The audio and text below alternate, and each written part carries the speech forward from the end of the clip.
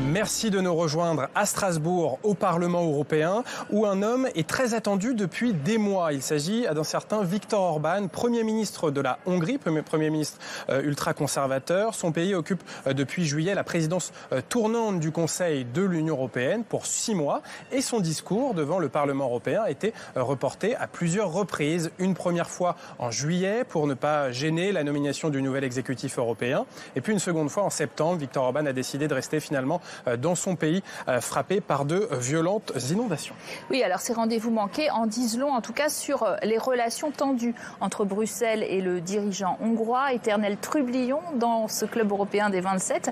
La Commission européenne a souvent d'ailleurs frappé au portefeuille la Hongrie pour non-respect de l'état de droit, régression de la liberté de la presse, des droits des ONG, des minorités ethniques et sexuelles ou encore perte d'indépendance de la justice. Sur le conflit ukrainien, Viktor Orban a parfois menacé de mettre son veto à l'aide à l'Ukraine. Et en juillet dernier, à peine arrivé à la tête du Conseil de l'UE, eh bien, le dirigeant hongrois est allé à Moscou serrer la main de Vladimir Poutine, puis à Pékin rencontrer Xi Jinping pour parler paix, une initiative assez individuelle, critiquée en tout cas par ses partenaires européens. Alors sur ce plateau aujourd'hui, 2 eurodéputés et deux bons connaisseurs de la Hongrie. András László, bonjour.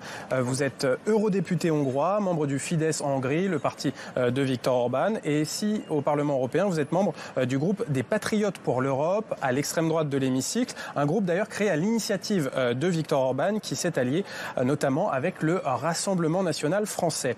Chloé Ridel, bonjour. Bonjour. Vous êtes eurodéputée française, vous êtes membre du groupe des sociodémocrates ici au Parlement européen et du Parti socialiste sur la scène politique française. Monsieur László, Viktor Orban, on le disait, il est à la tête de cette présidence tournante de l'Union européenne depuis le 1er juillet, enfin son pays en tout cas, mais il n'a pas pu s'exprimer devant le Parlement européen, c'est assez paradoxal. Son discours aura peut-être lieu le 9 octobre, sauf un nouveau report ou annulation complète. On ne comprend pas bien comment cette présidence hongroise, pour 6 mois, peut être une réussite à ce stade. La présidence hongroise a commencé en juillet. Nos priorités étaient présentées par le gouvernement. Il y a une priorité horizontale, je dirais, c'est la compétitivité européenne, rétablir la compétitivité européenne et relancer l'économie européenne, puisque si on pense aux derniers mois et dernières années, avec la guerre, avec la crise énergétique, avec la situation à propos de l'inflation, ce qu'on voit, c'est que la vie est devenue plus dure pour les Européens et il y a des conséquences. C'est la conséquence de la situation économique. Donc notre priorité, c'est la compétitivité européenne, comme d'ailleurs il y a le rapport de M. Draghi sur le même sujet. Est-ce qu'on pourrait avoir un compromis à la fin de la présidence? Il faudra voir. Chloé Ridel, alors le discours de Viktor Orban devant les eurodéputés a été reporté à plusieurs reprises. Il pourrait avoir lieu en octobre. Est-ce que vous, en tant qu'eurodéputé social-démocrate, vous irez écouter Viktor Orban ou est-ce que vous préférez un boycott politique car vous n'avez pas la même vision de l'Europe que lui? Je n'ai certainement pas la même vision de l'Europe que lui. S'il vient... Je crois que la position majoritaire dans notre groupe est d'aller non seulement l'écouter, mais d'aller surtout lui demander des comptes.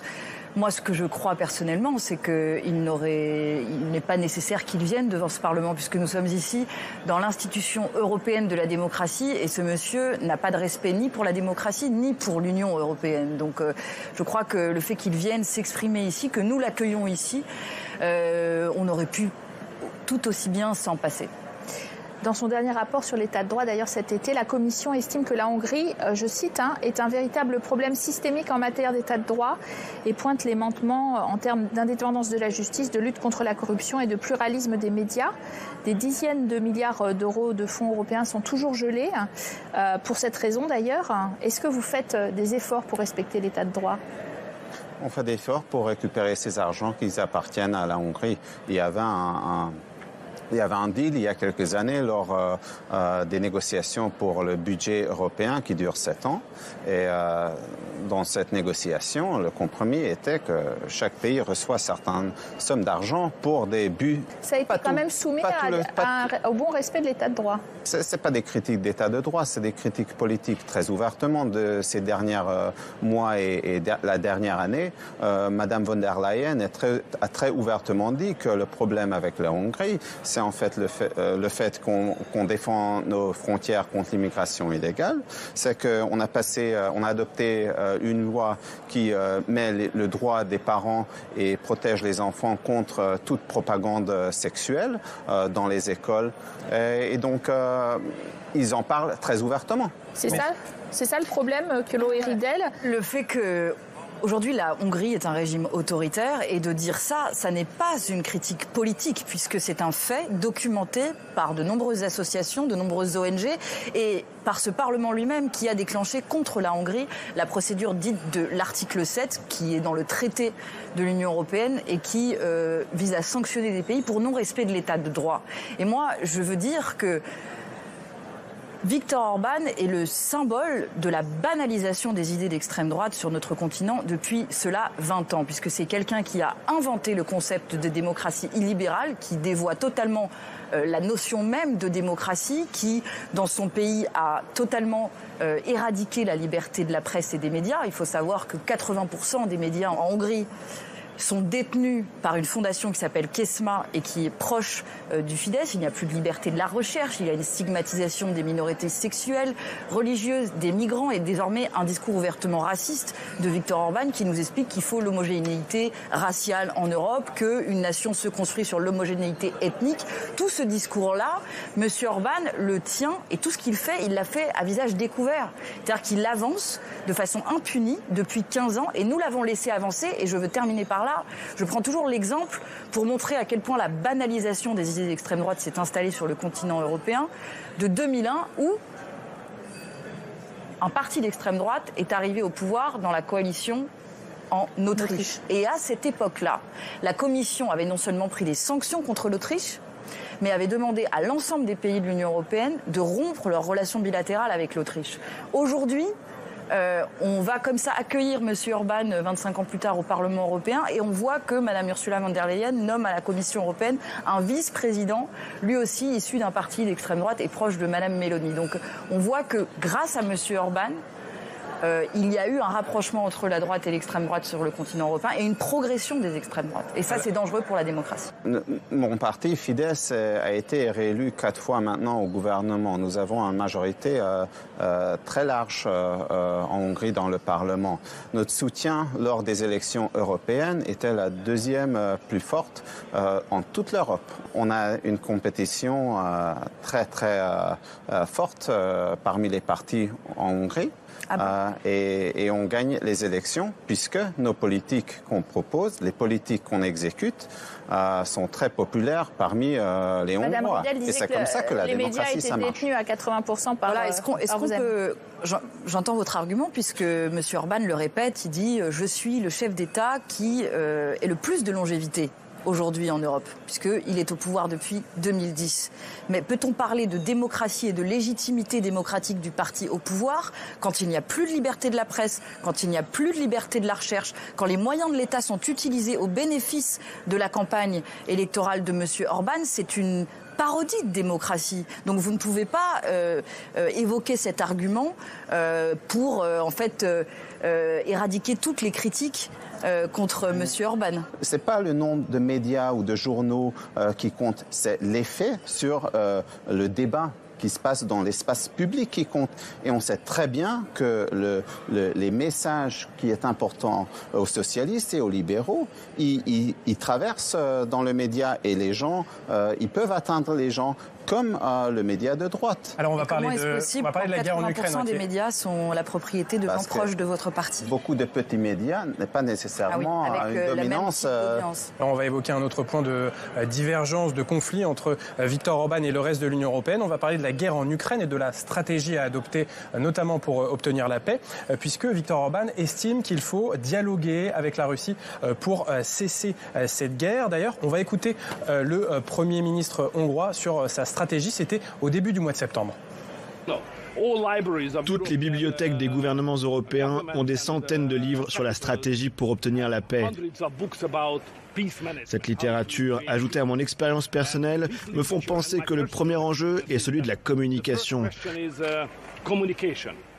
S'il n'y a pas de communication, la guerre s'aggrave. Et si l'on ne communique pas au bon moment, c'est l'escalade et la situation devient encore plus difficile par la suite.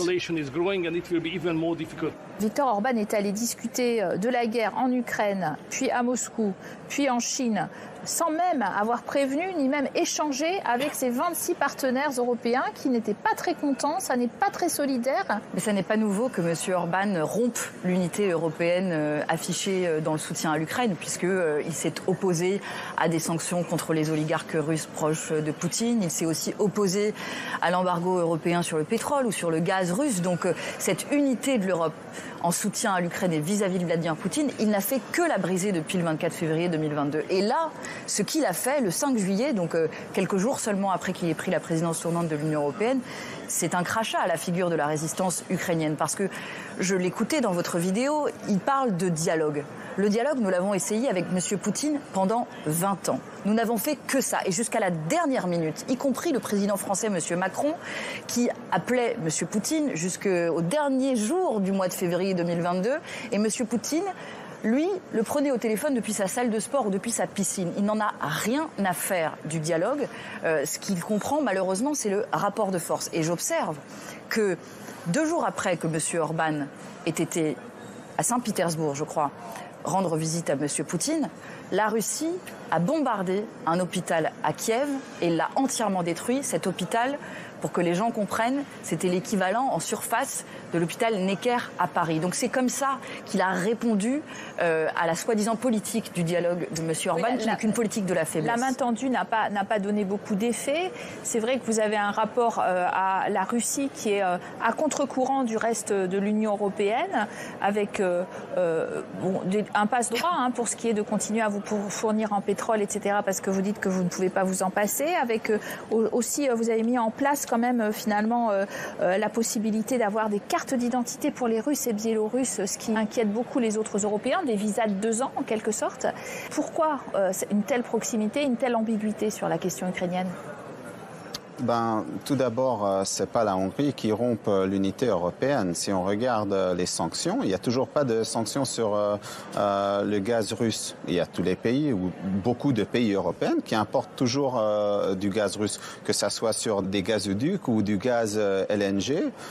Ça change rien. C'est du gaz russe sur le marché européen. Et il n'y a pas de sanctions sur le gaz russe aujourd'hui, puisque justement il n'y avait pas d'unité. C'était la même chose avec le pétrole. Il y a un régime de sanctions contre le pétrole, mais il n'y a pas que la Hongrie qui a une exemption là-dessus. C'est aussi l'Autriche, la Slovaquie, la République tchèque, et leur politique vis-à-vis de la guerre et la Russie est très différente de la nôtre. Mais quand même, ils vont pas voir Vladimir Poutine en tout cas. C'est la même réalité pour eux au niveau énergétique. En ce qui concerne les négociations et les efforts diplomatiques, j'aimerais bien voir que tous les leaders européens, que ça soit Mme von der Leyen, M. Borrell ou président Macron ou quiconque, fassent des efforts pour avoir des négociations. C'est pas une visite qui va changer des choses. Et encore une chose, vous avez mentionné maintenant plusieurs fois que M. Orban est allé à Moscou. Oui, mais 2 jours avant, il est allé à Kiev. Il a justement d'abord parlé avec M. Zelensky. Et c'est après qu'il est allé chez M.